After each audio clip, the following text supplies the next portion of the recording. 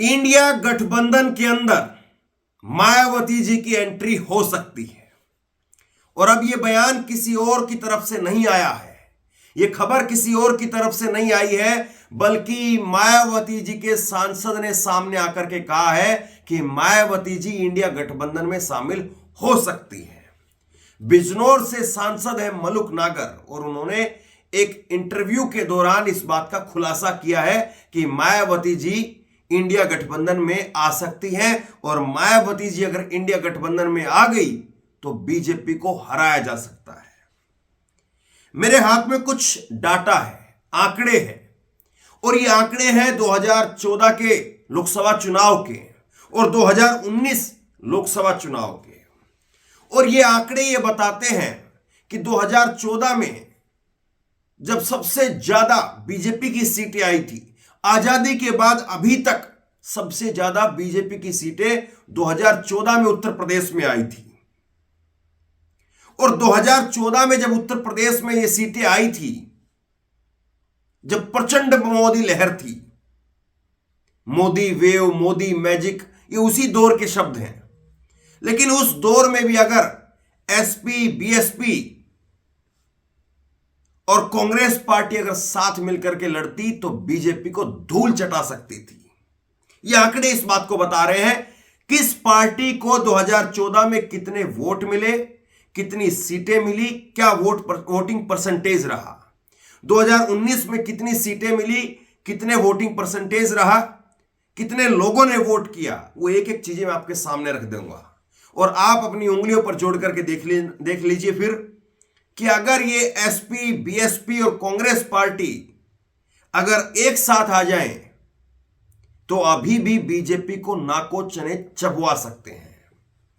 जब मोदी लहर में, प्रचंड मोदी लहर में एसपी, बीएसपी और कांग्रेस पार्टी का वोट वो बीजेपी के वोट से कहीं ज्यादा था प्रचंड मोदी लहर के अंदर, तो क्या अगर ये तीनों पार्टियां एक साथ फिर से आ जाएं, इंडिया गठबंधन में आ जाएं उत्तर प्रदेश के अंदर, तो फिर बीजेपी को क्या हराया नहीं जा सकता है? आंकड़े कहते हैं कि 100% हराया जा सकता है। 100% बीजेपी को उत्तर प्रदेश की 80 सीटों पर पटकनी दी जा सकती है। ये आंकड़े इस बात को बताते हैं। सबूतों के साथ में, पूरे आंकड़ों के साथ में, तथ्यों के साथ में बात करेंगे और एक एक शब्द को आप सुनते चले जाइए, आपके जहन में पूरी तरह से क्लैरिटी आ जाएगी।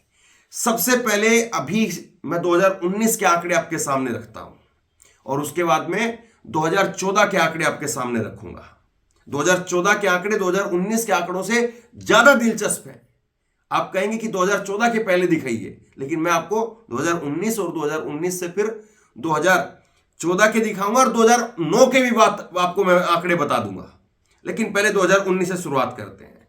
2019 में 80 सीटें उत्तर प्रदेश में, कुल 80 सीटों में से बीजेपी को मिलती है 62 सीटें, 49.98%, यानी करीब करीब 50% वोट जो है वो बीजेपी को अकेले मिलता है। बीजेपी को कितने लोगों ने वोट किया? 22 करोड़ के लगभग जनसंख्या उत्तर प्रदेश की बताई जाती है, और 22 करोड़ जनसंख्या में से उत्तर प्रदेश में यहां पर बीजेपी को वोट मिले 2019 के लोकसभा चुनाव में 4,28,57,221 वोट, ये बीजेपी को वोट मिलते हैं। और समाजवादी पार्टी को 80 में से 5 सीटें मिली, 18.11% वोट मिला, यानी 18% के लगभग। और समाजवादी पार्टी को लोगों ने वोट किया 22 करोड़ में से 1,55,33,620 लोगों ने वोट किया। बीएसपी को 80 में से 10 सीटें मिली, मायावती जी को 80 में से 10 सीटें मिली, और वोटिंग परसेंटेज रहा 19.43%, यानी करीब करीब जो है वो 19.5% वोट मिला।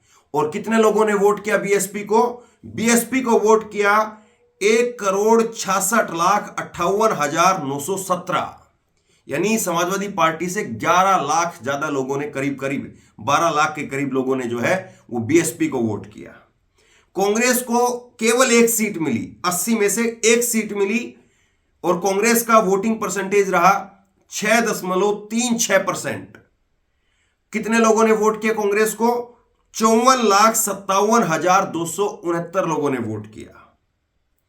अपना दल, अनुप्रिया पटेल की पार्टी अपना दल, और उनको 2 सीटें मिलती हैं और 1% वोट रहा। देखिए बड़ा दिलचस्प है यह समझना, कांग्रेस को सिर्फ 1 सीट मिली लेकिन वोटिंग परसेंटेज कांग्रेस का 6 रहा, क्योंकि कांग्रेस जो है वो ज्यादा सीटों पर लड़ रही थी और अपना दल केवल दो सीटें जो है उनको जीत करके आई अपना दल, तो उनका वोटिंग परसेंटेज रहा 1.21%।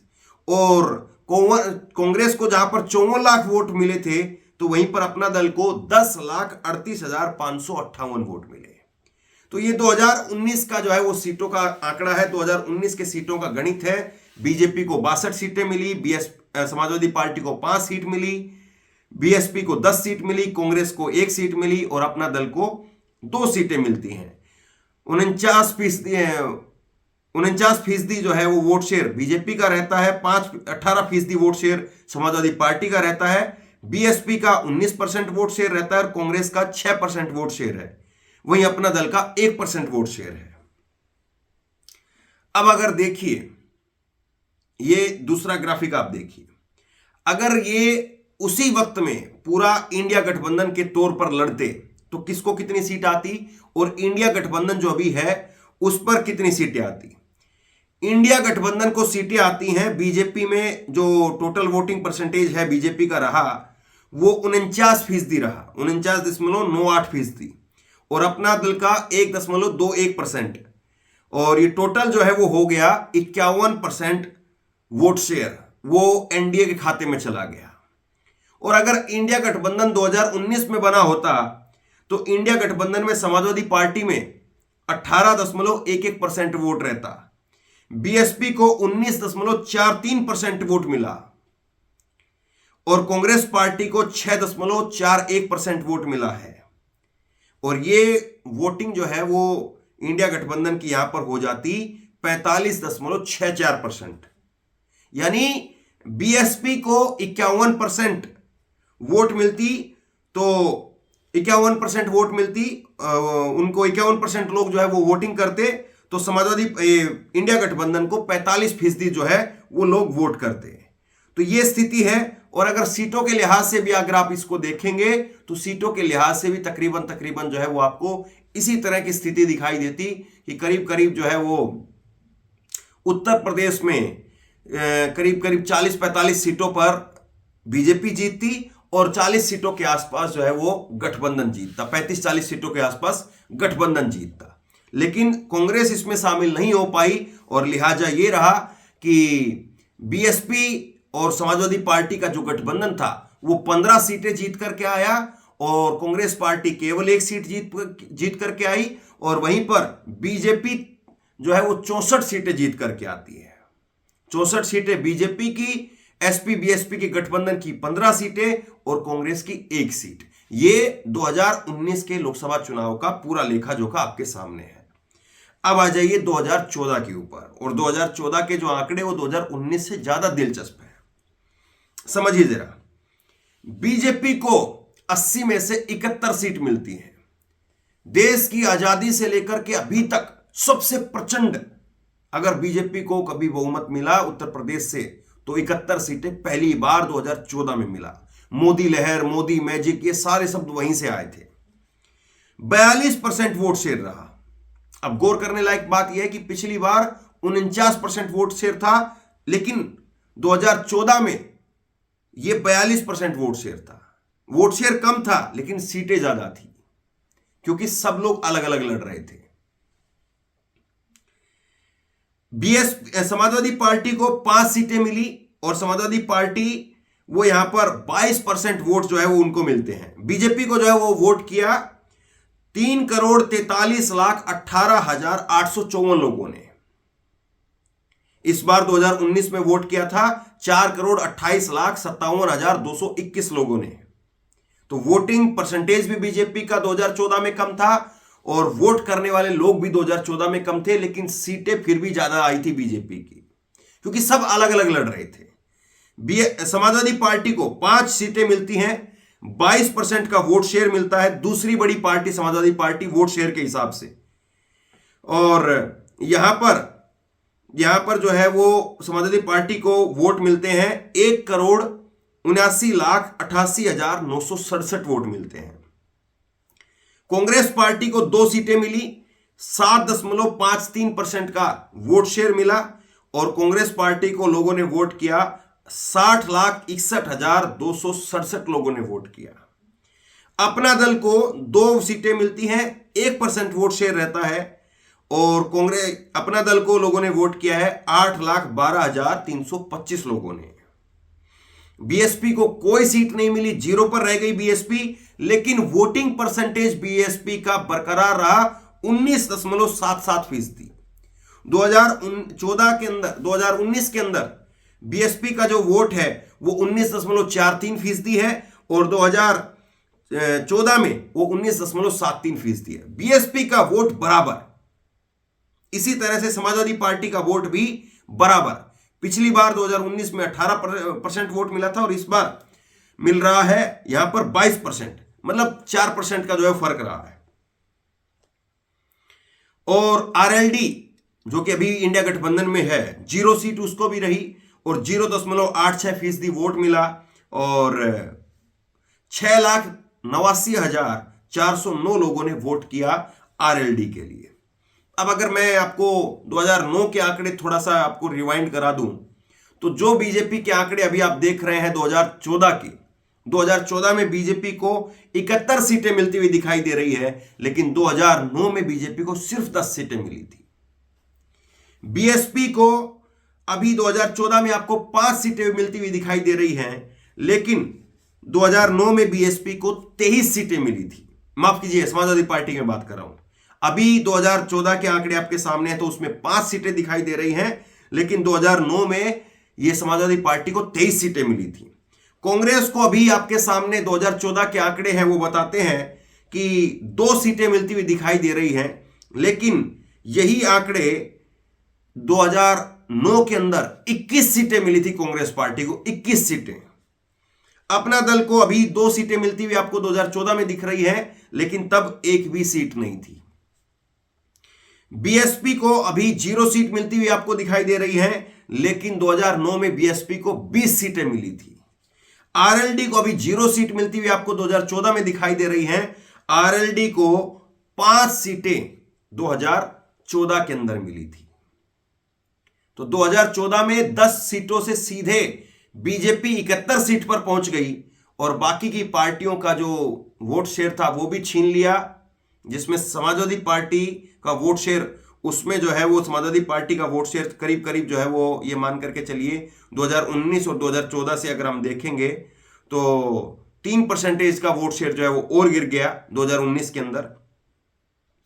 लेकिन अगर आप इसको अब गठबंधन के हिसाब से बदल दें, 2014 के आंकड़ों को अगर गठबंधन के हिसाब से बदल दें तो बीजेपी प्लस अपना दल यानी एनडीए, उसको कितना मिलता है 42.63 प्लस 1.01%, यानी कुल जो है वो एनडीए को 2014 में 43% लोगों ने वोट किया यूपी के अंदर।